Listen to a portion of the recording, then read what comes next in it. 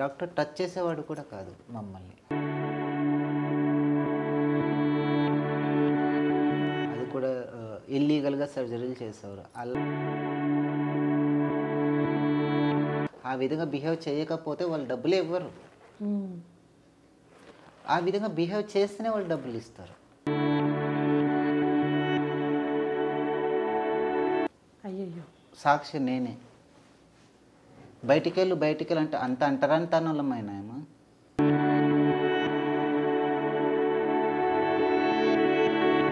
ఇలాంటివి ఇప్పుడు పోలీసోళ్ళే మమ్మల్ని దగ్గర రానియనప్పుడు మేము ఎవరికో చెప్పాలి చెప్పండి? మా గోష్ ఎవరికి చెప్పుకోవాలి?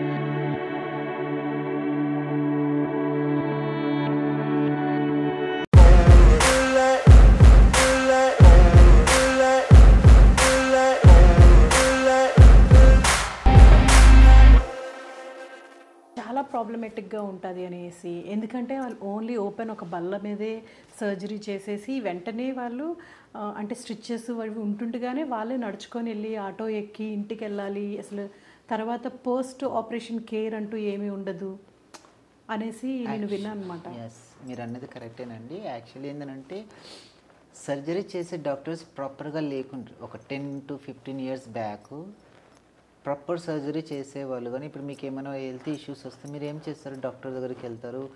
డాక్టర్ కరెక్ట్‌గా చేస్తారు. 15 ఇయర్స్ బ్యాక్ అసలు డాక్టర్ టచ్ చేసేవాడు కూడా కాదు మమ్మల్ని. అవునా? అంతా ఉండే. అంత సిచ్యువేషన్ ఉండే. మేము ఏదైనా హెల్త్ ఇష్యూస్ అయినామని చెప్పేసి హాస్పిటల్‌కి వెళ్ళినా కూడా చూసేవాళ్ళు కాదు. అంత అమాయషంగా చూపించేవాళ్ళు జనాలని, మమ్మల్ని. బట్ కొందరు నర్సులు కలిసి సర్జరీలు చేసేవాళ్ళు.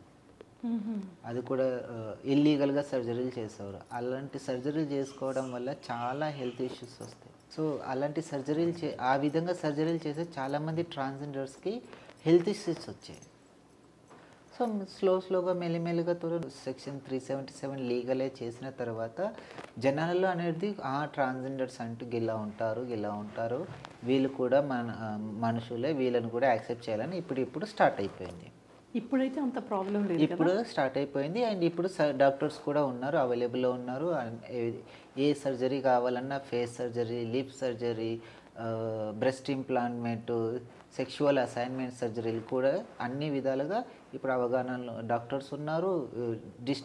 స్టేట్కి ఒక డాక్టర్ ఉన్నారు ఇప్పుడు అవైలబుల్. గవర్నమెంట్ డాక్టర్స్ అండి? ప్రైవేట్ ఉన్నారండి. ఎక్కువ శాతం ప్రైవేట్ వాళ్ళే తీసుకుంటారు. ప్రైవేట్ వాళ్ళే డాక్టర్ దగ్గరికి వెళ్తూ ఉంటారు. యాక్చువల్లీ ఏంటంటే సెంట్రల్ గవర్నమెంట్ కూడా మీకోసం సపరేట్గా డాక్టర్స్ని పెట్టారు. ఓ నిజమా? వైజాగ్లో నేను ఒక డాక్టర్తో మాట్లాడాను అనమాట. ఆమె ఓన్లీ ఫర్ ట్రాన్స్జెండర్కే సపరేట్ క్లినిక్ అనమాట. అక్కడికి ఓన్లీ ట్రాన్స్జెండర్సే వస్తారు. సో తనకు కూడా క్లినిక్ జాయిన్ అయ్యి అంటే ఆ రోల్ తీసుకునే ముందు అందరూ భయపెట్టారంట. సో మీరు వాళ్ళకి చేస్తారా, చాలా వాళ్ళు సడన్గా ఎలా బిహేవ్ చేస్తారో తెలియదు, అంటే కొంచెం ఇన్సెక్యూర్గా ఉంటారు కదండి. సో వాళ్ళు ఎప్పుడు ఎలా బిహేవ్ చేస్తారో తెలియదు ఇలా అని భయపెట్టారంట ఆవిడని. కానీ ఆ తర్వాత ఆమె నాతో ఏం చెప్పారంటే చాలా సెక్యూర్, చాలా సేఫ్. మామూలు వాళ్ళే మనం మాట్లాడితే సరిగ్గా వినరు, కానీ వీళ్ళైతే మనం ఏం చెప్తే అది వింటారు. చాలా మర్యాదగా బిహేవ్ చేస్తారు, అస్సలు చాలా సేఫ్గా ఉంటుంది వాళ్ళ దగ్గర ఉండేటప్పుడు అని చెప్పేసి అన్నారనమాట. నిజం చెప్పింది మేడం. దేనికి ఇప్పుడు మనము ర్యాష్గా ఎందుకు బిహేవ్ చేస్తున్నాం, పబ్లిక్లో ర్యాష్గా ఎందుకు బిహేవ్ చేస్తున్నాం మేము తెలుసా? ఆ విధంగా బిహేవ్ చేయకపోతే వాళ్ళు డబ్బులే ఇవ్వరు. ఆ విధంగా బిహేవ్ చేస్తేనే వాళ్ళు డబ్బులు ఇస్తారు. ఇక్కడ కూడా తప్పు ఎవరిదే? సొసైటీదే. అంటే కొన్ని దగ్గర ఊరికే వెళ్ళి ఎక్కువ డిమాండ్ చేస్తారు కానీ ఎక్కువ డిమాండ్ వాళ్ళు ఆ విధంగా క్రియేట్ చేసుకున్నారు. అంతే అంటారా? ఎక్కువ డిమాండ్ ఫస్ట్ లేకుండే, ఎంత ఇస్తే అంత తీసుకెళ్ళేటోళ్ళు. అండ్ ఇంకొకటి ఇలాంటిది కొన్ని ట్రాన్స్జెండర్స్ వాళ్ళ గురువులు ఉంటారు, వాళ్ళ పెద్దవాళ్ళు ఉంటారు, వాళ్ళు మోటివేషన్ చేయాలి పిల్లలకి. నన్న ఎక్కువ అడగకండి, రెస్పెక్టివ్ వెళ్ళి పద్ధతి ప్రకారంగా అడిగేసి మీరు రావాలి అని. ఇది ఈ అవగాహన ఎవరు ఇవ్వాలి? గురువు ఇవ్వాలి. తల్లిదండ్రులలాగా పెరుగుతున్నారు కదా పిల్లలు, వాళ్ళ దగ్గర వాళ్ళ గురువులు ఇవ్వాలి, పిల్లలకి చెప్పాలి. సో ఇలాంటి కొన్ని విషయాలు చెప్తే బయట ఎటువంటి ప్రాబ్లమ్స్ ఇష్యూస్ అవ్వవు. ఇప్పుడైతే అసలు చాలా మీకున్న అవకాశాలు బట్టి కానీ జనాల్లో ఉన్న నాలెడ్జ్ అంటే ఇంతకు ముందులా ఎవరు ఆలోచించట్లేదు. సో దాన్ని మీరు కరెక్ట్గా యూటిలైజ్ చేసుకుంటే మిమ్మల్ని ఒక దూరంగా అంటే ఇంతకుముందు అంత వాళ్ళు ఏంటో వాళ్ళు ఎవరో అన్నట్టు మీరు కూడా చక్కగా అందరితో కలిసి జాబ్స్ చేసుకుంటూ ఉంటే అసలు ఎక్కడ అసలు ఎవరు వీళ్ళ అనే ఒక అసహ్యం అవన్నీ కూడా తీసేయచ్చు కంప్లీట్గా. అది బేసికలీ అంటే సమాజం వైపు నుండి ఉండాలి, మీ వైపు నుంచి కూడా ఇనిషియేషన్ ఉండాలి. ఇప్పుడు మనం చూస్తున్నాం 10 మంది ట్రాన్స్జెండర్స్ బగ్గింగ్ చేస్తున్నారు, మీరు ఒక్కరే వర్క్ చేసుకుంటున్నారు. మీరు సమాజంలో వెళ్ళేటప్పుడు అందరూ ఎంత మర్యాదగా చూస్తున్నారు? వాళ్ళకు కూడా మర్యాద ఇస్తున్నారు. ఇప్పుడు కోట్లలో జనాలు ఉన్నారు, కోట్లలో మగవాళ్ళు ఉన్నారు, కోట్లలో అమ్మాయిలు ఉన్నారు. అందులో ఎట్లా వేలలోనే ఉన్నాయి కదా జాబ్లు. వేలలో జాబులు ఉన్నాయి. ఇప్పుడు మనం బిజినెస్ చేస్తున్నాం, లాజిక్ ఏనండి. బిజినెస్ చేస్తున్నామంటే ఇప్పుడు నేను వెళ్ళేసి కర్రీ బయట పెట్టాననుకో ఎవరు వచ్చి కొనరు అక్కడ. అవునా? అబ్సల్యూట్లీ ఎవరు వచ్చి కొనరు. అయ్యో ఆమె అమ్ముతుందని పక్కకి వెళ్ళిపోతారు. సో అది జస్ట్ కమ్యూనికేషన్ అబౌట్ మాకు సొసైటీకి. సొసైటీ మమ్మల్ని అర్థం చేసుకుంటే మేము అర్థం చేసుకుంటాం. కమ్యూనికేషన్ ప్రాబ్లం, మిస్అండర్స్టాండింగ్ వల్లనే ఇద్దరికి కలయిక రావట్లేదు. ఇవి రెండు కలిస్తేనే సౌండ్ వస్తుంది.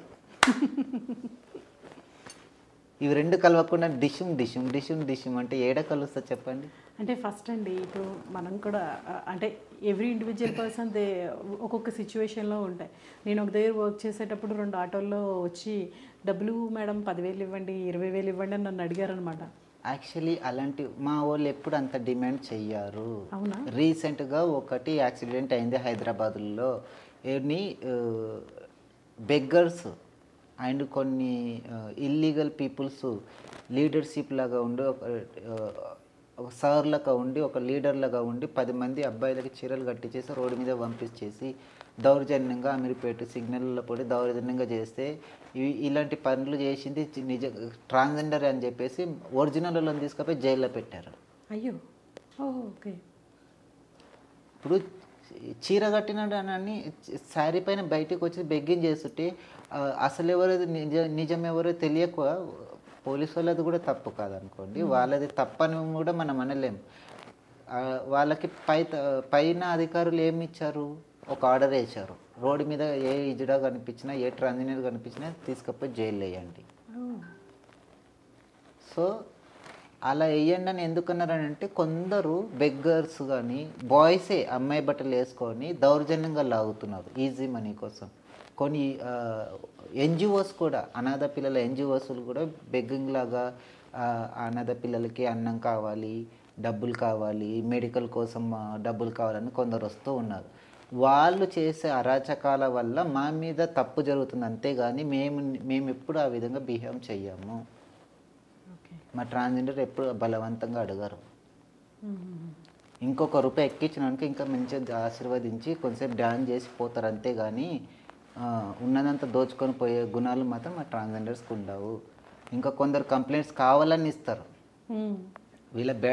వీళ్ళది గోల ఎక్కువైపోయింది, ఒకరి తర్వాత ఒకరు వస్తున్నారు అని చెప్పేసి కావాలని పోలీసులకు ఫోన్ చేస్తారు. ట్రాన్స్జెండర్స్ ఇంత డిమాండ్ చేస్తున్నారు, అంత డిమాండ్ చేస్తున్నారని. ఎందుకంటే మమ్మల్ని కొట్టినా ఎవడు పట్టించుకోవట్లేదు, కొట్టకపోయినా ఎవడు పట్టించుకోవట్లేదు. సో గవర్నమెంట్కి నేను ఇదొక్కటే రిక్వెస్ట్ చేస్తున్నాను, మాకు కూడా యాక్టివిటీస్ కానీ మాకు కూడా ఎవరైనా ఏదైనా అన్నా కూడా మాకు కూడా ఇమ్మీడియట్లీ యాక్షన్ తీసుకునే ఒక చట్టాన్ని తీసుకురండి తెలంగాణలో. ఎందుకు ఇప్పుడు మిమ్మల్ని అన్యాయంగా ఎవరైనా అన్నారనుకోండి, మీరు కంప్లైంట్ ఇవ్వచ్చు కదా. కంప్లైంట్ ఇవ్వచ్చు, కంప్లైంట్ తీసుకోరా. అవతల పర్సన్ బాయ్ ఉన్నాడు అనుకో, వాళ్ళ తరపున మాట్లాడతారు, మీరు చేసేది ఇదే కదా అని అంటారు. ఇది మార్చుకోవాలి. రీసెంట్గా ఇప్పుడు నేను అన్నాను కదా ఈ బాయ్స్కి శారీస్ కట్టించేసి ఇలా వెళ్తారనని. రీసెంట్గా నా ఫ్రెండ్ ఎప్పుడో ఏదో తప్పు చేశాడు 2018లో పబ్కి వెళ్ళేసి డ్రింక్ చేసి అది ఏదో అవుతే తనని అన్నెసెసరీగా తీసుకెళ్ళి జైలు వేశారు. ఈ విటీజింగ్ కేస్ అని చెప్పేసి ఎప్పుడో జరిగినది ఇప్పుడు తీసుకెళ్ళి జైలు వేశారు. తనని తీసుకురావడానికి నేను పంజగుట్ట పిఎస్కి వెళ్తే నన్ను లోపల కూడా రానివ్వట్లేదు. అయ్యో, సాక్షి నేనే. బయటికి అంటే అంత అంటరాని తనలమైనాయమ్మా. మీరే చెప్పండి. ఇప్పుడు సొసైటీదే తప్పు కదా అది. ఇలాంటివి ఇప్పుడు పోలీసు వాళ్ళే మమ్మల్ని దగ్గర రానియనప్పుడు మేము ఎవరికో చెప్పాలి చెప్పండి? మా ఘోష ఎవరికి చెప్పుకోవాలి? సొసైటీ మా మీద నిందలు మోపుతుంది, సొసైటీ మా మీద అన్నీ వేస్తుంది, మళ్ళీ మేమే తప్పు చేసినామని అంటుంది. ఇదైతే నిజంగా చాలా బాధాకరమైన విషయమే. పోలీస్ స్టేషన్కి వెళ్తే లోపలికి కూడా రానివ్వలేదు అని అంటే ఇంకా సమాజంలో ఎవరికి చెప్పుకుంటారు? సాక్షిగా వెళ్ళానండి, నేను సాక్షిగా వెళ్ళాను. సాక్షిగా వెళ్ళినప్పుడు కూడా సాక్షి రారా? లోపలికి వెళ్ళి మాట్లాడలేదా? బయట వెళ్ళి కూర్చో. ఇర్రెస్పాన్సిబిలిటీ, రెస్పెక్ట్ లేకుండా నన్ను నువ్వు రెస్పెక్ట్ కూడా ఇవ్వకు, జస్ట్ మాట్లాడే అర్హత ఇవ్వు. నువ్వేం తీసుకుపోయి నన్ను మీ ఇంట్లో పెట్టుకోవట్లే, మా ఇంటికి రా నన్ను అనట్లేదు. మీ డ్యూటీ ఏముంది, మీ డ్యూటీ చేసిండ్రు. దానికి సొల్యూషన్ కోసం, దానికి సాక్షి కోసం వచ్చాను నేను. సో ఆ సాక్షి గురించి కూడా నేను మాట్లాడాలి కదా. అది కూడా లేనప్పుడు నేను ఎవరికో చెప్పాలి చెప్పండి. అలాంటప్పుడు ఇలాగే జరుగుతుంది, ర్యాష్గానే జరుగుతుంది. ర్యాష్గా బిహేవ్ చేస్తేనే తగ్గుతారు, తంతేనే ఇంటర్ మాట్లాడినట్టు అది పాటిస్తారు. అందుకే మా వాళ్ళు అంటే దానివల్ల ఇంకా సమాజంలో బ్యాడ్ అయిపోతున్నారు అండి.